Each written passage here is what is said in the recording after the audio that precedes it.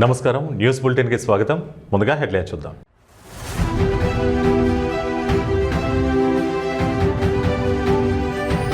అమరావతిలో వాజ్పేయి విగ్రహావిష్కరణ కార్యక్రమం పాల్గొన్న సీఎం చంద్రబాబు, కేంద్ర మంత్రి శివరాజ్ హాజరు.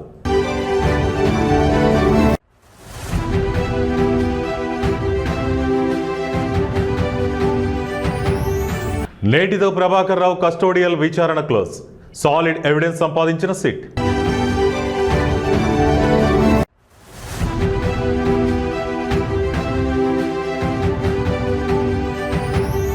అంతర్జాతీయ సైబర్ క్రైమ్ నెట్వర్క్ ను ఛేదించిన ఏపీసీఐడి. కాంబోడియా నుంచి సైబర్ నేరాలకు పాల్పడుతున్న ముఠా.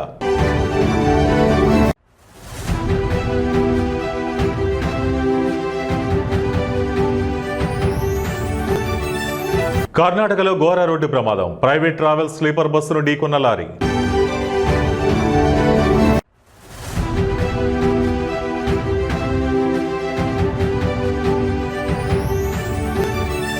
దేశవ్యాప్తంగా క్రిస్మస్ వేడుకలు. అర్ధరాత్రి నుంచే చర్చిల్లో ప్రత్యేక ప్రార్థనలు.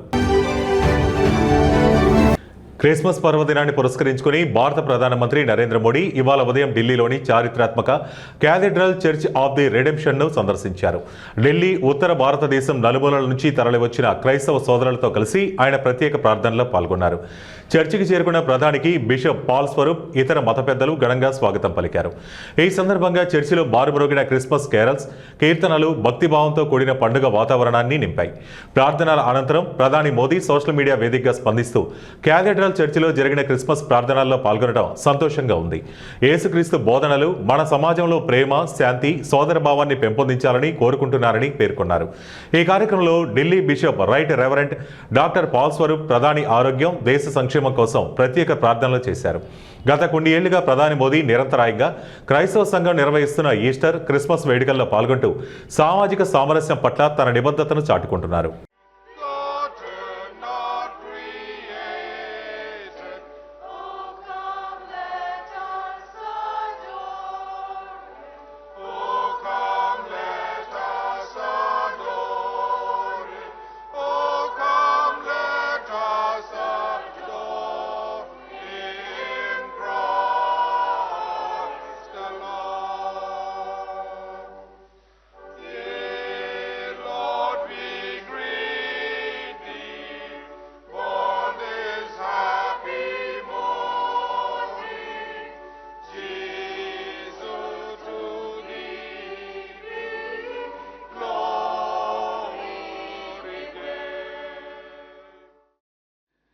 On this holy and joyful festival of Christmas, we thank God for bringing us together in fellowship, hope, and thanksgiving.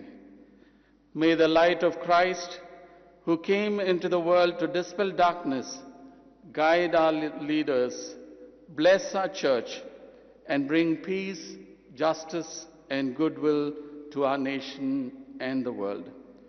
Once again, we warmly welcome you all and wish everyone a blessed and joyous Christmas.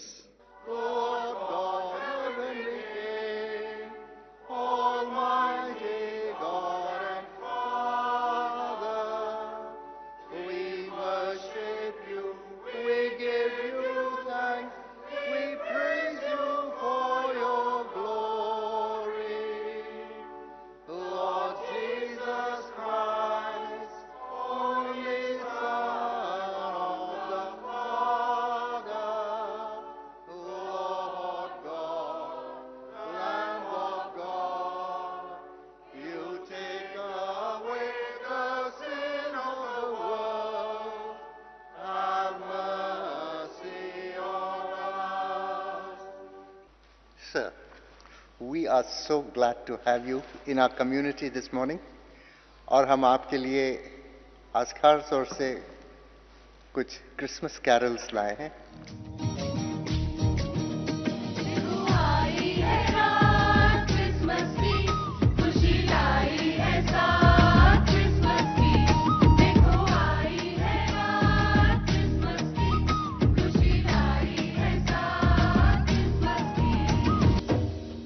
ప్రపంచ ప్రఖ్యాత Medak cathedral చర్చిలో Christmas సంబరాలు అంబరాన్నంటాయి.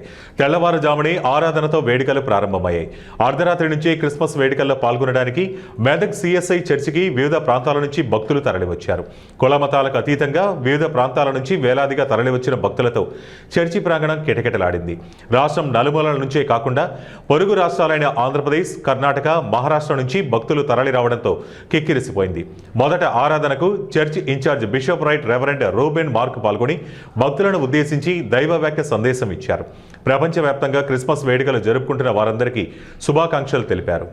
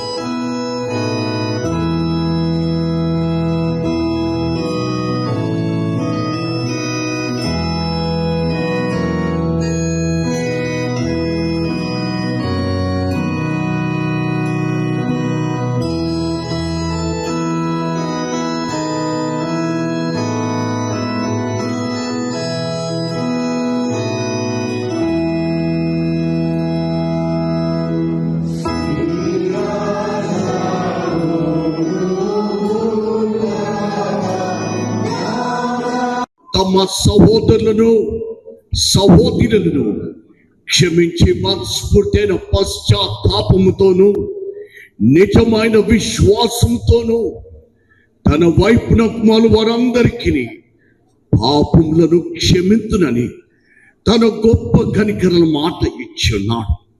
ఆయన మన ప్రభు యేసుక్రీస్తు నిమిత్తము మిమ్మల్ని కనికరించి మీ పాపములన్నిటినీ క్షమించి వాటిని మిమ్మల్ని విడుదల చేసి సమస్త సద్గుణ మిమ్మల్ని స్థిరపరిచి బలపరిచి నిత్య జీవమునకు తీసుకొని వెళ్ళును గాక.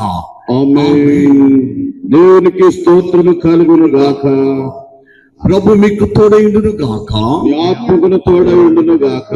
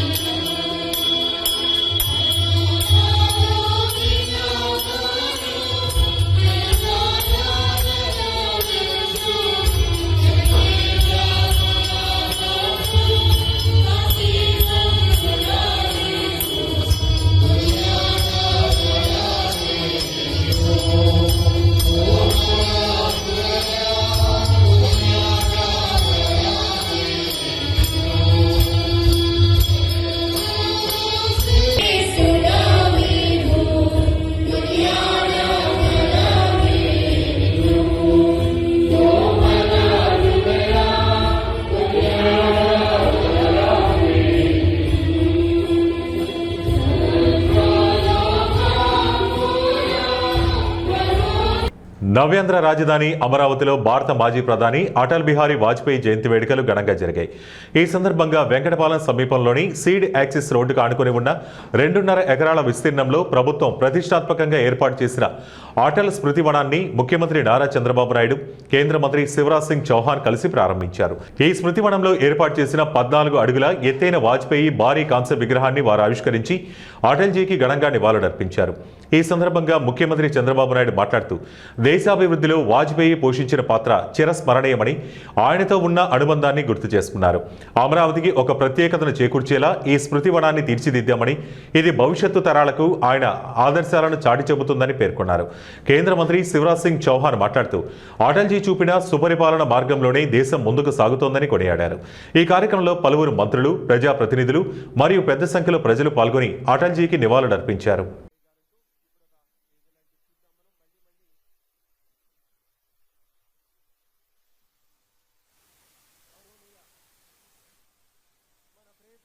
ముఖ్యమంత్రి శ్రీ నారా చంద్రబాబు నాయుడు గారు విచ్చేస్తున్నారు. గట్టిగా మీ కరతాళ ధ్వనులతోటి స్వాగతం చెప్పవలసిందిగా మనవి.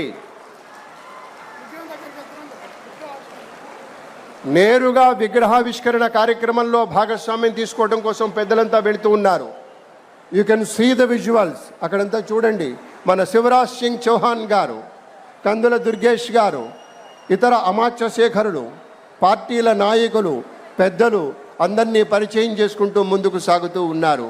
వివిధ నేతలందరూ కలిసి ఈ కార్యక్రమంలో సంపూర్ణమైనటువంటి ఒక భాగస్వామ్యంతో ముందుకు వస్తూ ఉన్నారు.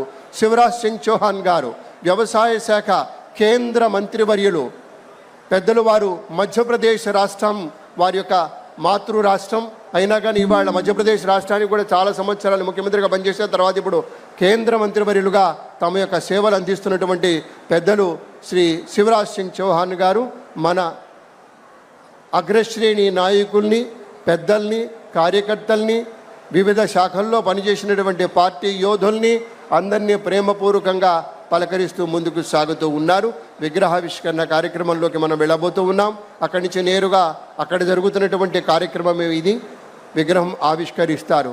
మనమంతా కూడా ఇక్కడి నుంచి లైవ్లో చూస్తూ మన యొక్క ఆనందాన్ని కూడా మన కరతాళధ్వనులతో తెలియచెప్తామనేటువంటి మాట మీతో పంచుకుంటూ అందరూ చేశారు.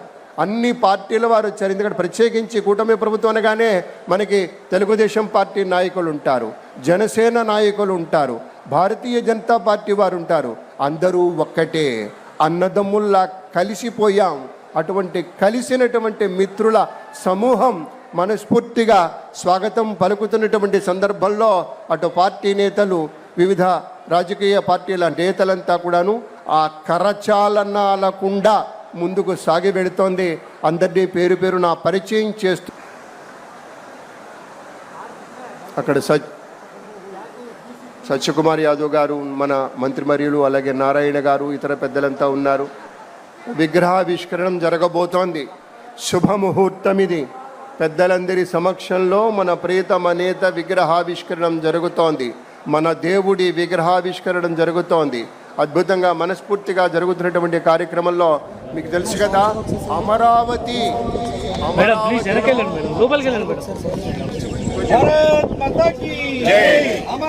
విగ్రహం విగ్రహం విగ్రహం బయట పెట్టమని విగ్రహం శివానంద ఉంటుంది. ఎప్పటికీ ఆయన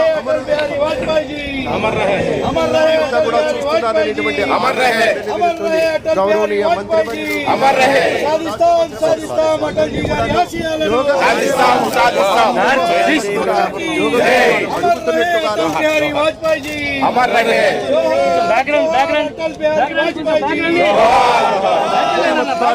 ఆవిష్కరించారు. గౌరవనీయ ముఖ్యమంత్రి వర్యులు శ్రీ నారా చంద్రబాబు నాయుడు గారు, కేంద్ర మంత్రి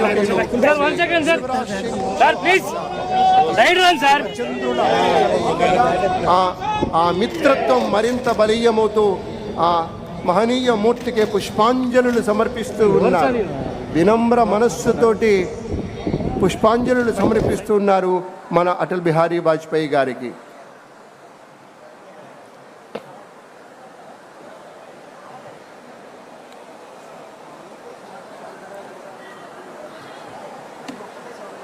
బా, ఎంత సుందరంగా తీర్చిదిద్దారండి. చూడండి, క్లోజప్కి వెళ్ళాక ఎంత బాగుందో.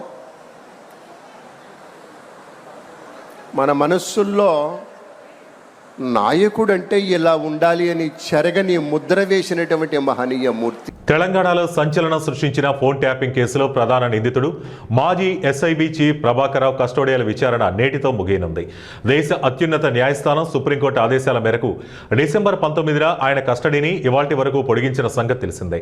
ఈ మేరకు డిసెంబర్ 12న జూబ్లీహిల్స్ పోలీస్ స్టేషన్లో సరెండర్ అయిన ప్రభాకరరావును హైదరాబాద్ సిపి విసి సజ్జనార్ నేతృత్వంలోని 9 మంది స్పెషల్ ఇన్వెస్టిగేషన్ టీం లోతుగా విచారించింది. గత వారం రోజుల విచారణలో ఆయన సాంకేతిక ఆధారాలు, పెన్ డ్రైవ్లో ఉన్న డేటా, ఫోన్ ట్యాపింగ్ ఆపరేషన్ వివరాలకు సంబంధించి కీలక సమాచారాన్ని ప్రభాకరరావు నుంచి రాబట్టినట్లు తెలుస్తోంది. ఇక సాలిడ్ ఎవిడెన్స్ గా భావిస్తున్న పెన్ డ్రైవ్ లో రాజకీయ నాయకులు, సెలబ్రిటీలు, జర్నలిస్టులు, హైకోర్టు జడ్జిలు, వ్యాపారవేత్తల ఫోన్ నెంబర్లు, వారికి సంబంధించి పర్సనల్ డేటాను సిట్ గుర్తించింది. కాగా ఇదే కేసులో ఇటీవల మాజీ సీఎస్ సోమేష్ కుమార్, మాజీ ఇంటెలిజెన్స్ చీఫ్ నవీన్ చంద్, ఇతర ఐఏఎస్, ఐపీఎస్ అధికారులను కూడా సిట్ విచారించింది. తాజాగా ప్రభాకరరావు ఇచ్చిన స్టేట్మెంట్ ఆధారంగా కేసులో మాజీ సీఎం కేసీఆర్, మాజీ మంత్రి హరీష్, మరికొంతమంది నాయకులకు నోటీసులు, ఛార్జిషీట్లు, అరెస్టులు చేసే అవకాశం ఉంది.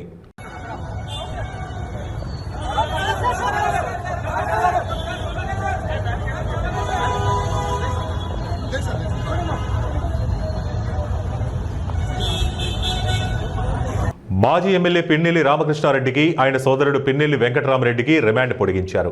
నెల్లూరు జైలులో ఉన్న పిన్నెల్లి బ్రదర్స్ను వర్చువల్గా విచారించిన జడ్జ్ జనవరి 7వ తేదీ వరకు రిమాండ్ పొడిగించారు. ఇదిలా ఉంటే గొండ్లపాడులోని టీడీపీ నేతల జంట హత్యల కేసులో పిన్నెల్లి రామకృష్ణారెడ్డి A6గా ఉన్నారు. ఆయన సోదరుడు పిన్నెల్లి వెంకటరామరెడ్డి A7గా ఉన్నాడు. మే 24లో పల్నాడు జిల్లా వెల్దుర్తి మండలం గొండ్లపాడుకు చెందిన అన్నదమ్ములు జవిశెట్టి వెంకటేశ్వర్లు, జవిశెట్టి కోటేశ్వరరావులు దారుణ హత్యకు గురయ్యారు. వారు ప్రయాణిస్తున్న బైకును కారుతో ఢీకొట్టి బండరాళ్లతో కొట్టి హత్య చేశారు. ఈ కేసులో మొత్తం 9 మందిని నిందితులుగా చేర్చారు. వారిలో మాజీ ఎమ్మెల్యే సోదరులు కూడా ఉండడంతో సుప్రీంకోర్టు ఆదేశాల మేరకు లొంగిపోయారు.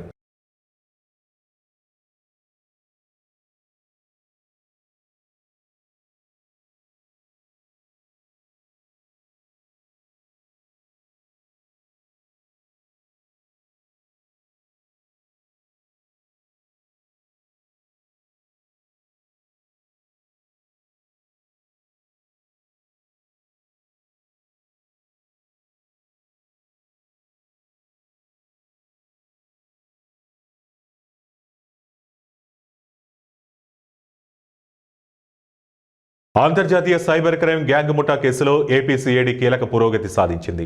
కంబోడియా నుంచి సైబర్ క్రైమ్ నేరాలకు పాల్పడిన వారిని గుర్తించి 1400 సిమ్ కార్డ్స్ను స్వాధీనం చేసుకున్నారు. డైరెక్టరేట్ ఆఫ్ టెలికమ్యూనికేషన్ సహకారంతో భారీ క్రైమ్ నెట్వర్క్ను ఏపీ సిఐడి ఛేదించింది. అయితే వియత్నాం దేశానికి చెందిన హోహుడే యువకుడిని వెస్ట్ బెంగాల్లో సిఐడి అధికారులు అరెస్టు చేశారు. సైబర్ క్రైమ్ నేరాలకు వినియోగిస్తున్న 1400 సిమ్ కార్డులను స్వాధీనం చేసుకున్నారు. కంబోడియా నుంచి వైజాగ్, వెస్ట్ బెంగాల్, ఒరిస్సా కేంద్రంగా సైబర్ క్రైమ్ నేరాలకు సిమ్ బాక్సులు ఆపరేట్ చేస్తున్నారు. నేరగాళ్లు ఇక సిమ్ బాక్సుల ద్వారా సైబర్ క్రైమ్ నేరాలకు పాల్పడుతున్న భారీ నెట్వర్క్ను సిఐడి గుర్తించింది.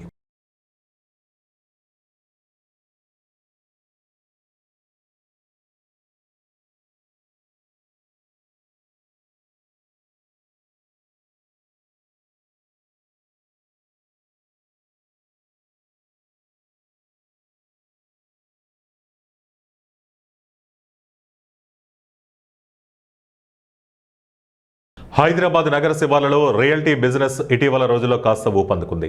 దాంతో ఒకవైపు నయా గ్యాంగులు రెచ్చిపోతుంటే మరొక వైపు రియల్ ఎస్టేట్ సంస్థలు కూడా దౌర్జన్యాలకు పాల్పడుతున్నాయి. పక్కా రిజిస్ట్రేషన్ భూములపై కన్నేసి అడ్డొచ్చిన యజమానులపై దాడికి పాల్పడుతున్నారు. తాజాగా పుప్పాలగూడలో ఇలాంటి ఘటనే చోటు చేసుకుంది. గత అర్ధరాత్రి ఒక రియల్ ఎస్టేట్ సంస్థ పట్టా పొలం కబ్జా చేసింది. ఓ రియల్ ఎస్టేట్ సంస్థ అర్ధరాత్రి పుప్పాలగూడలోని సర్వే నెంబర్ 300లోకి ప్రవేశించి దౌర్జన్యంగా బోర్డులు తొలగించింది. జేసీబీలతో ప్రహరీ గోడ ధ్వంసం చేసింది. బౌన్సర్ల సాయంతో పట్టా పొలాన్ని కబ్జా చేసింది. యజమానులు విషయం తెలుసుకుని పొలం దగ్గరికి చేరుకుని ప్రశ్నించగా బౌన్సర్లు వారిపై దాడి చేశారు. బాధితులు 100కి కాల్ చేసి పోలీసులకు సమాచారం ఇచ్చారు. ఘటనా స్థలానికి చేరుకున్న పోలీసులను చూసి బౌన్సర్లు పరారయ్యారు. కోర్టులో కేసులు పెండింగ్లో ఉండగానే రియల్ ఎస్టేట్ సంస్థ ఇలా బరితెగించడంపై యజమానులు ఆగ్రహం వ్యక్తం చేస్తున్నారు.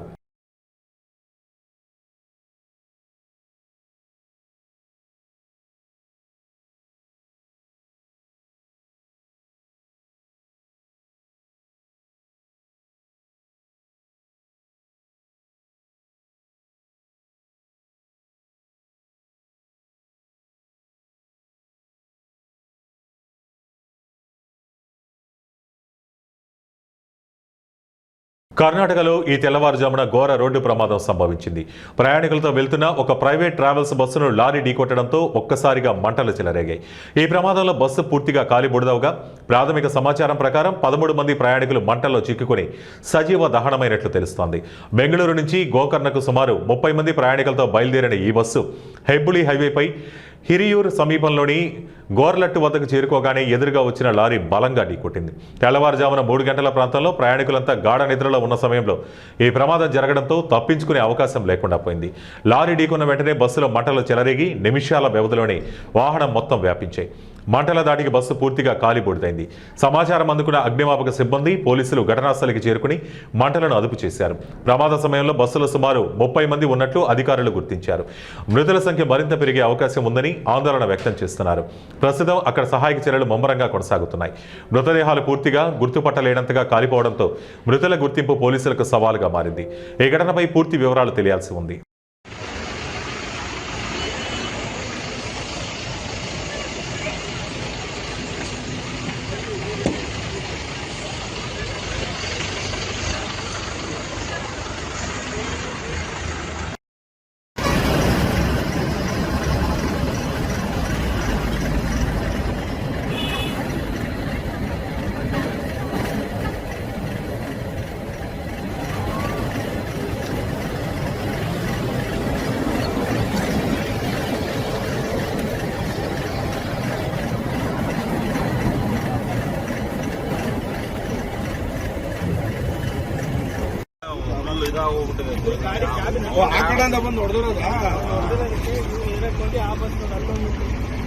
మహబూబాబాద్ జిల్లా మురిపేట మండలం కేంద్రంలో ఎరువుల కష్టాలు మళ్లీ మొదలయ్యాయి.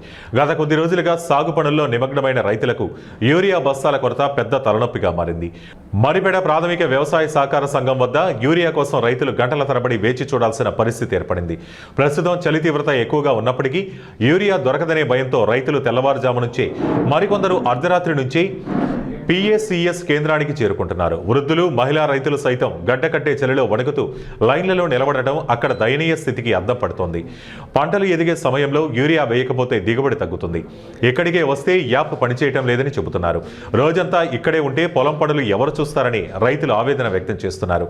ప్రభుత్వం మరియు వ్యవసాయ శాఖ అధికారులు వెంటనే స్పందించి తగినంత యూరియా నిల్వలను అందుబాటులోకి తేవాలని, సాంకేతిక సమస్యలను పరిష్కరించి పంపిణీ వేగవంతం చేయాలని రైతులు డిమాండ్ చేస్తున్నారు.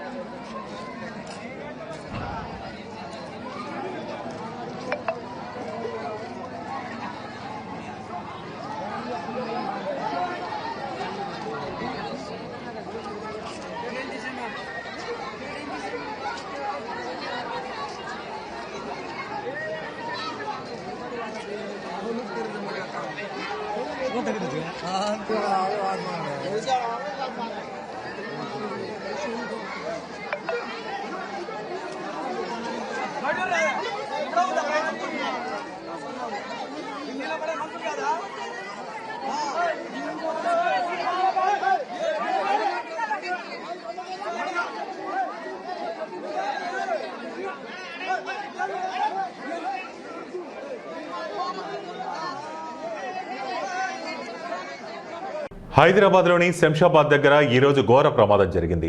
ముందున్న వాహనాన్ని తప్పించబోయి స్కూల్ బస్సు బోల్తా పడింది. ఈ ఘటనలో పలు విద్యార్థులకు తీవ్ర గాయాలయ్యాయి. గాయపడిన విద్యార్థులను సమీప ఆసుపత్రికి తరలించారు.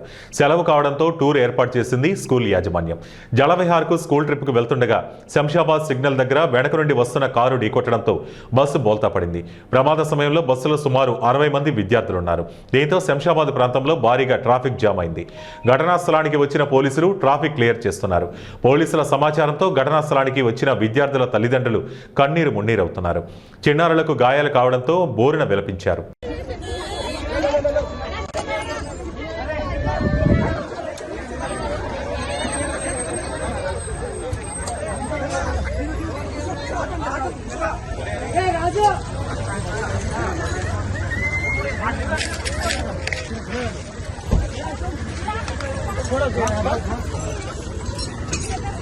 मिले बच्चा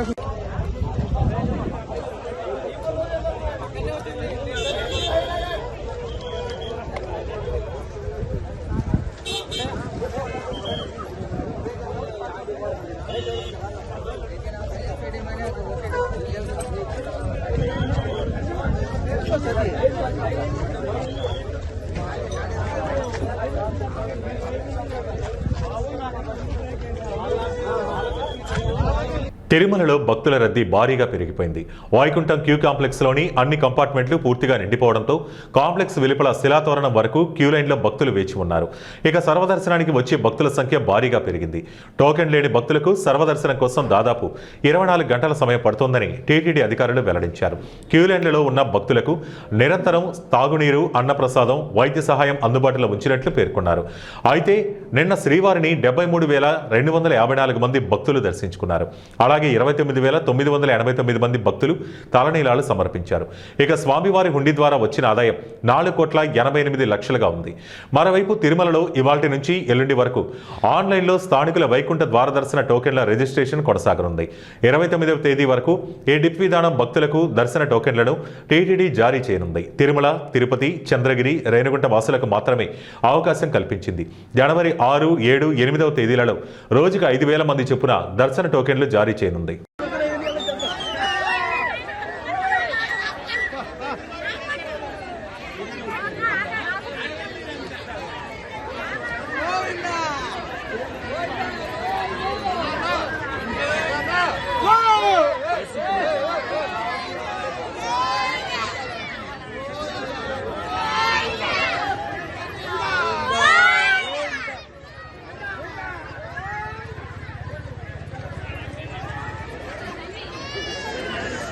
ఇవి బులెటిన్ విశేషాలు. నమస్కారం.